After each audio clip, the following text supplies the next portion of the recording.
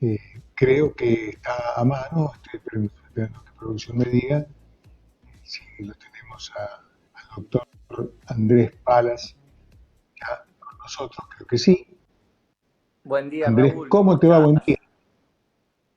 Buen ¿Cómo podés? día, acá con fresquito pero lindo, No la para verdad mucho que más. pinta una linda tarde, así que hay que levantar ese ánimo. Como Sí, decías sí, vos, hay un dolor físico que es del que vamos a hablar y de lo que estamos tratando desde la semana pasada para entender un poco sobre este tema. Pero el dolor psicológico, ese dolor de angustia que se produce por la situación que se está viviendo, hoy superamos los 5.000 muertos acá en la Argentina y ni que hablar lo que está pasando en nuestros países hermanos de Latinoamérica, con tanta cantidad de familias sufriendo, pasando malos momentos. La verdad que hay un dolor en el alma, más que nada de aquellas personas que siempre soñamos con un mundo lindo, feliz, tratar de ayudar. Uno desde el área de la salud no puede estar ajeno a no sentir una pérdida y haber llegado acá en la Argentina a 5.000 familias que están sufriendo pérdidas de algún familiar o demás es muy feo. Y cuántos más que todavía se van a seguir viniendo porque los contagios siguen aumentando. En lo que va de la mañana ya llegamos a casi 84 muertes más. Eh, es un tema que la gente, es decir, acá no es que se pelea por quién piensa en la salud, quién piensa en la economía. Yo creo que acá no se puede dejar de lado la parte humana, porque aparte no le toca a cualquiera, le toca a cualquiera, no es que le toca solamente a un grupo. Entonces estoy feliz porque hay muchos contagiados y muchas muertes. La verdad que no entiendo a aquellos que todavía siguen eh, no disfrutando, pero sí insinuando a que esto se ponga. Yo a veces veo los medios de comunicación como que se divierten de una situación así. La verdad que me da mucha bronca, pero bueno, ojalá podamos seguir cuidándonos, que algo fundamental es seguir educando, que este es para poder educar. Y hoy que vamos a hablar del tema de qué tratamientos tenemos para los dolores que estamos sufriendo y saber un poco más sobre eso. especialmente venimos hablando del dolor ya los últimos dos miércoles. Entonces, perdón, yo diría que más que hablar del dolor, quizás sería bueno que nos expliques un poquito sobre qué tratamientos, para qué tipo de dolores, para esas inflamaciones que vos decís siempre, podemos optar, o sea, cómo atacar a ese dolor. Eso me encanta que ya lo tengas asimilado, que cuando hablamos de dolor estamos hablando de una zona donde hay un proceso de inflamación celular, hay un grupo de células que están en estado de inflamación y ese grupo de células que están en estado de inflamación están hablando y se están manifestando con un dolor. La semana pasada hablamos de las características, de que puede ser un dolor agudo si es que se manifiesta de un momento para el otro, o puede ser motivo de un traumatismo directo, entonces tengo un dolor agudo producto de un traumatismo.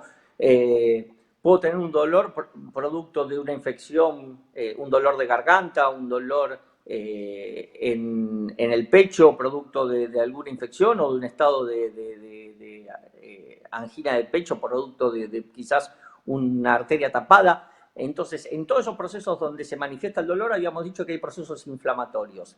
Para ese tipo de dolor, está muy asimilado en la población el hecho de consumir algún analgésico, algún antiinflamatorio de venta libre, que acá son de venta libre, pero en muchos países están prohibidos, como es el paracetamol, como es el ibuprofeno, como es el diclofenac. Son tres medicamentos que acá tienen venta libre, la gente los toma indiscriminadamente y en la mayoría de los países de Europa tienen una razón porque tienen mucho daño a nivel renal y hepático, ¿sí? De hecho, para que tengan una idea, en la Argentina aumenta un 50% la cantidad de pacientes que se dializan año tras año, ¿sí? Cada vez hay más centros de diálisis, es una problemática que está apareciendo en Medio Oriente, en países de África, también el hecho de cómo se multiplican la cantidad de pacientes renales, producto de que de estos analgésicos, de estos antiinflamatorios, el exceso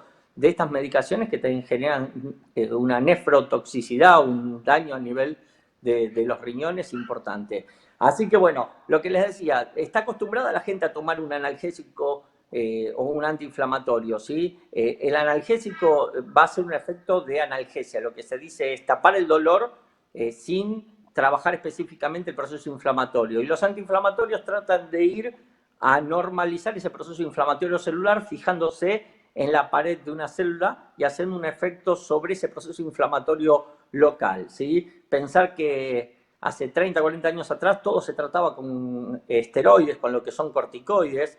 Actualmente se sigue atendiendo con corticoides, pero era tanta la cantidad de consecuencias que traía el exceso de corticoides. De hecho, todavía hoy los tratamientos que se sigue utilizando el corticoide trae tantos daños colaterales que se fue dejando de utilizar y se empezaron a utilizar medicamentos más específicos que no son tan dañinos, ¿sí?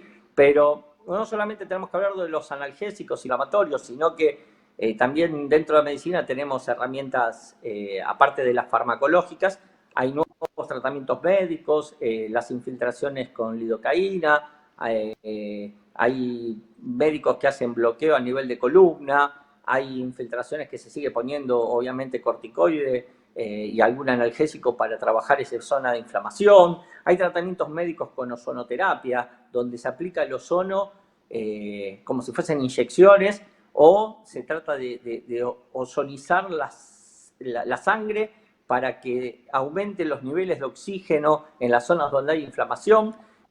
También como el plasma rico en plaquetas que se está poniendo ahora en articulaciones y demás, lo que tratan es de atenuar los signos de dolor, ¿sí? La sintomatología dolorosa que aparece en alguna articulación o en la columna o en algún segmento del cuerpo, pero como siempre digo, es poner parches, ¿sí? Lo importante es anticiparnos, saber cuando el cuerpo me empieza a manifestar algún tipo de dolor o algún tipo de alteración y empezar a trabajarlo desde el primer momento, porque yo siempre les digo, una artrosis no se produce un día para el otro. Un proceso de artrosis en una articulación demora 15, 20 años, entonces empieza con una molestia, sigue con un edema óseo, sigue con un daño del cartílago y después de ese edema óseo y ese daño del cartílago, esa osteocondritis, esa osteonecrosis, recién ahí, entonces es un proceso que dura entre 10 a 15 años, entonces si no lo cuidamos o si lo tapamos, como decimos siempre, con una infiltración, lo único que voy a conseguir es acelerar los tiempos de daño articular, entonces hay que estar atento y bueno, dentro de lo que es la fisioterapia también tenemos una variable de herramientas, desde los aparatos típicos convencionales como el ultrasonido, la magnetoterapia, la electroanalgesia. La electroanalgesia son esas inyecciones que se colocan o esos electrodos que se colocan que dan corriente. Todas las corrientes generan una analgesia porque trabajan sobre unos receptores de piel. Lo que hacemos en esos casos es tapar el signo, como decimos siempre, la sintomatología la tapamos, pero no solucionamos la causa. Ahí es donde Kinetic y nuestra empresa ha dado un terreno importante. En definitiva, lo que hace todo eso es encubrir, disimular la realidad de cuál sería la causa, no el síntoma. Pero bueno, sobre todas estas cosas que están apareciendo, hay algo que está muy discutido, tremendamente discutido, y ¿qué te parece que sucede con esto del cannabis? ¿Cura o simplemente ayuda a paliar el problema? ¿Cuál es la situación?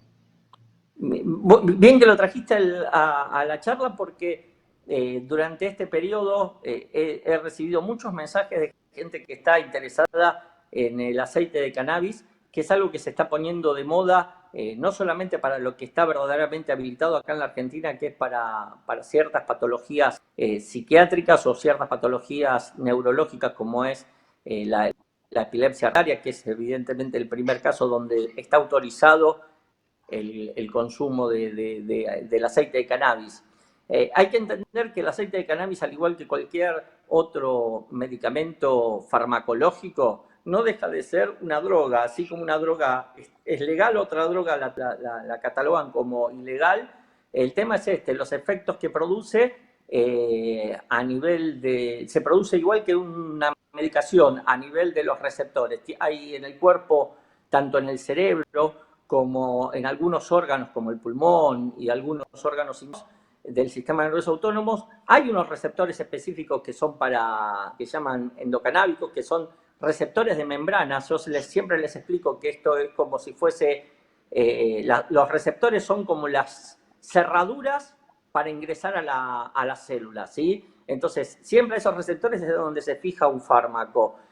Nosotros tenemos receptores, como les decía, endocanábicos que se fija moléculas similares al cannabis, o en el caso de que se consuma ese aceite de cannabis, se trata de fijar, hay dos moléculas que son fundamentales en el aceite de cannabis, pero es lo mismo que les vengo diciendo con respecto a lo que es un analgésico. Estoy haciendo un efecto, por un lado, de disimular la verdadera causa del problema, ¿sí? Estoy tapando signos y síntomas. ¿Se acuerdan cuando yo les hablaba, por ejemplo, de cuando están cursando un cuadro respiratorio? La tos es un mecanismo de defensa. La tos muchas veces nos ayuda, lo que intenta es tratar de expectorar y sacar esa mucosidad que tenemos y esa lucha que tenemos entre los glóbulos blancos y las bacterias o virus que están atacando nuestras vías respiratorias. Entonces la tos es un mecanismo de defensa. Que yo tome un antitusígeno, que yo tome un medicamento para tapar la tos, lo único que hago es disminuir mis defensas a que el cuadro no empeore quizás. Entonces es importante siempre tener en cuenta eso. Se puso muy de moda y yo creo que dentro de un tiempo se va a seguir empujando a que se legalice el uso del aceite de cannabis, pero tienen que entender muy bien que lo único que hace es lo mismo que hace un fármaco. Va a tapar signos y síntomas, pero no va a dar soluciones. En el caso de la epilepsia, para que un chico no repita tantos, se ha estudiado y se ha hablado mucho sobre la cantidad de casos donde la epilepsia no se presentaba, entonces en esos casos sí se justifica. Para un cuadro de dolor, para que tengan una idea, es lo mismo que tomar algún derivado de la morfina, alguna medicación que en definitiva también tiene un efecto psicoactivo, es decir, una medicación que pasa la barrera hematoencefálica, va al cerebro y a las funciones cerebrales nos disminuye la posibilidad de sufrir el dolor, es decir, el dolor está más atenuado, pero simplemente porque no solamente a nivel de los receptores, sino a nivel psicoactivo, a nivel cerebro, nivel dolor, ¿sí? Ustedes saben que la morfina también se utilizó durante mucho tiempo y era un analgésico, ¿sí? Donde vos lo que hacías era inhibir el dolor desde el cerebro, ¿sí? Hay medicamentos como el tramadol, que es un derivado de la morfina, es un paso antes de la morfina, que también hace un efecto a nivel del cerebro, ¿sí? Siempre tienen que entender eso. No hay que tomar esa medicación ni acostumbrarse a tomar esa medicación, porque verdaderamente lo que estamos haciendo es inhibiendo el dolor desde el cerebro, ¿sí? Sí se puede justificar en un caso de algún paciente con alguna enfermedad terminal, donde está sufriendo mucho, y ya esos son los tipos de terapias del dolor específicas para cuadros muy complicados, ¿sí? Pero vuelvo a insistir, nosotros nos dedicamos toda la vida a la prevención. Es importante escuchar al cuerpo. Cada manifestación clínica, cada cosa que observo, cada cosa que está pasando, no es normal dormir mal todos los días, no es normal no mover los intestinos todos los días, no es normal orinar 5 o 6 veces por la noche, no es normal crujir los dientes, no es normal las contracturas en las cervicales, no es normal un dolor lumbar permanente, no es normal un dolor de rodilla. Ayer escuchaba a uno de los famosos que están todo el tiempo en la televisión hablando de que hay que acostumbrarse y saber que es normal enfermarse. No, no es normal enfermarse, no es normal contagiarse, no es normal estar sufriendo, ¿sí? La normalidad es estar bien, ¿sí? Entonces hay que educar para prevenir, hay que enseñar todo esto, y trabajar en la educación es enseñar las cosas básicas, ¿sí? Así como enseñamos de lavarse las manos, cepillarse los dientes, tenemos que enseñar a la gente que cuando el cuerpo habla, lo tenemos que tratar de escuchar y solucionar desde las causas, no desde la sintomatología o desde los signos y síntomas. ¿Por qué? Porque eso es lo que pasa cuando tengo que arreglar una ruta. Si yo solamente tapo el pozo, dentro de 2 o 3 años voy a tener el mismo vuelta. Tengo que solucionar verdaderamente las causas. Entonces, cuando hablamos de dolor, intentemos ir en búsqueda de soluciones concretas. En el caso nuestro, como Kinetic Workout, nos dedicamos a eso, y eso es lo que nos prestigia y lo que nos hace crecer mismo en estas situaciones. Pero bueno, es algo que lo veníamos enseñando hace mucho tiempo, y como yo siempre digo, vender innovación, vender inteligencia, vender efectividad en tratamientos, pero bueno, nosotros lo hemos logrado, y lo que sí hay son muchas variables para evitar sufrir, ¿sí? Así que yo creo que así como también hay terapias alternativas, hay terapias como el Reiki, como terapias como acupuntura, ventosas, que hacen un efecto también, pero no son 100% efectivos sobre la causa, ¿sí? No por aplicar unas inyecciones de acupuntura voy a solucionar un daño en una articulación, ¿sí? Eso es importante saber. Saber que si tomo una medicación no va a ir a reparar una alteración biomecánica. ¿Qué quiere decir una alteración biomecánica? La desalineación que yo siempre hablo, ¿sí? El problema microcirculatorio que se está produciendo en una articulación, una inflamación en un cartílago, no lo voy a solucionar ni con unas ventosas ni con una venda externa. Tengo que trabajar a nivel profundo y tengo que corregir la parte biomecánica. Entonces, el criterio me parece que es la principal herramienta que tenemos los profesionales de salud. Sin ninguna duda. Te dejo, no te voy a dejar ahora porque se nos terminó el tiempo, pero te quiero hacer un comentario, un mimo. Nuestro programa es federal y charlamos con mucha gente del interior permanentemente, intercambiamos ideas. Y el programa, así como las revistas, son motivo de algunas charlas. Y bueno, dentro de este programa que estamos haciendo en este sistema de Zoom, llamémosle, muchas veces salen comentarios de los que participan del programa y especialmente el caso tuyo. Y más de uno me pregunta cómo es esto y te digo, tenés un minuto para explicarlo. ¿Qué es esto del sistema de magnetosfera fría que no genera calor en los tejidos? Esto de Kinetic Workout, donde vos sos director. Bueno, para volver a entrar en el tema de lo que nosotros hacemos, el hablar de la magnetoterapia fría, que es la técnica con la que trabajamos nosotros en el sistema de camillas, donde vemos al paciente de una manera integral, se tiene que entender que es muy similar a lo que es la magnetoterapia convencional, que se viene de 180, 200 años en el mercado.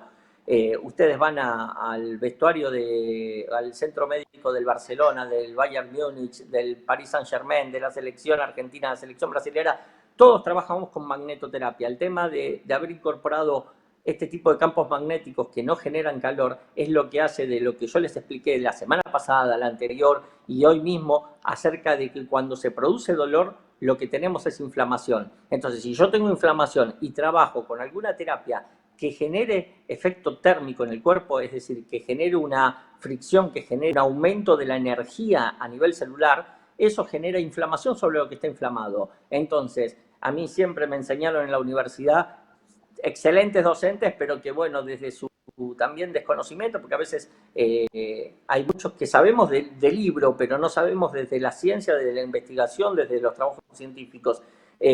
La magnetoterapia se dice que es acumulativa, tengo que hacerme 30, 40, 50 sesiones, que es lo que le pasa a la gente, va a un centro de kinesiología y tarda 40, 50 sesiones en revertir algo que quizás en 2 o 3 sesiones en nuestros centros de Kinetic Workout lo solucionamos.